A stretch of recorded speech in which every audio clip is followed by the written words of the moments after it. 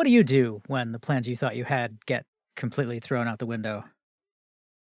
I tend to flail for a bit and then dread having to tell people that I need to change whatever plans we've made together. I'm so primed to not want to disappoint people that it's very difficult for me to go back to them and say, "Hey, I know we were going to do this thing, but I need to change it." Even though if the roles were reversed, I would absolutely be understanding. Life happens. So, yeah, I very rarely have a problem being understanding when somebody has to change plans or even cancel plans on me. But when I do it, I so struggle with disappointing anyone. So, as I mentioned in a previous episode, this week I had anticipated being off because of the accident that I was involved in. The way it was explained to me was that I would not be allowed to work until the police report had come in and there was the definitive determination of whether or not I was at fault, and that only after that had happened and I had had a driver re-education course that I would be allowed to return to work.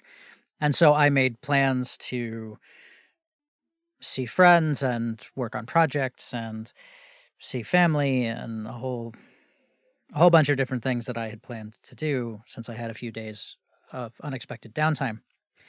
And then today they called me into work, and it turns out that there are things that I can do that don't involve driving that I can get some hours on the clock to do until the whole driving thing is sorted out. So now I'm having to go back and change or cancel some of the plans that I made. And it's, on the one hand, it's good because I won't be out of work completely and I will still have uh, some of a paycheck while this is all happening. And I won't be completely leaving my coworkers in the lurch at the busiest time of year at the post office.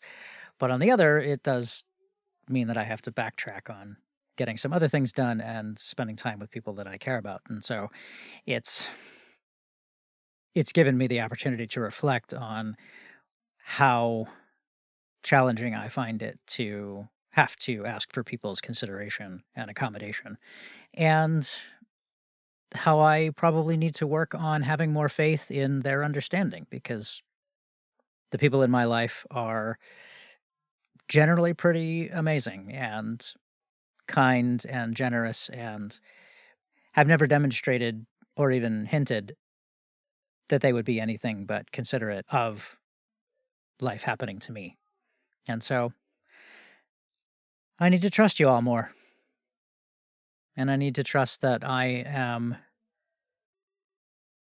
worthy of that kindness as well.